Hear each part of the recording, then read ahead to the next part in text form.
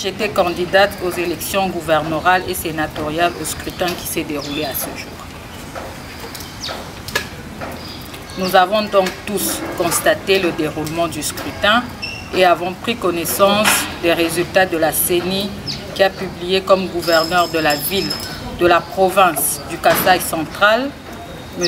Joseph Moïse Kamboul, à qui nous présentons nos vives et chaleureuses félicitations, tout en lui rappelant les lourdes responsabilités auxquelles il doit faire face à partir de maintenant. L'heure n'est donc plus à la distraction, mais plutôt au travail. J'ose croire qu'il est conscient de la situation générale dont il hérite à ce jour. Nous l'exhortons à mettre en application son programme d'action du gouvernement provincial qu'il a eu à présenter devant les élus provinciaux.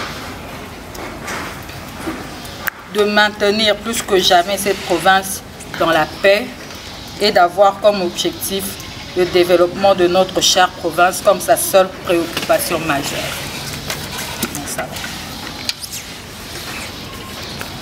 Néanmoins, suivant la situation générale des résultats, tels que publiés sur l'étendue du territoire national, au gouvernorat et au sénatorial, nous constatons que la participation féminine n'a même pas atteint 10%. Nous comptons sur les 12 provinces concernées à ces échéances. Seule une femme est élue gouverneur dans la province du Lualaba. Et que nous n'avons même pas atteint 10 femmes sénatrices. Alors que plusieurs ont eu le courage de braver ces échéances avec beaucoup de détermination. Prenant l'égalité du genre, j'encourage l'exercice démocratique de continuer et vous avez toute mon admiration. Le combat continue.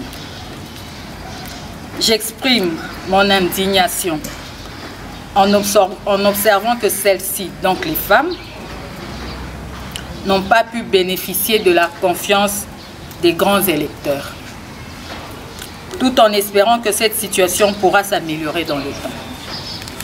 La parité reprise dans la Constitution n'est pas respectée et encore moins les 30% pour lesquels nous nous battons, qui ressemble à un mirage qui s'éloigne de plus en plus que nous essayons de nous en approcher. Espérons que cette situation ne demeurera plus encore longtemps comme un rêve lointain et que la masculinité positive que prône le président de la République, Félix Antoine Tshisekedi Tshilombo, finira par triompher. Je vous remercie.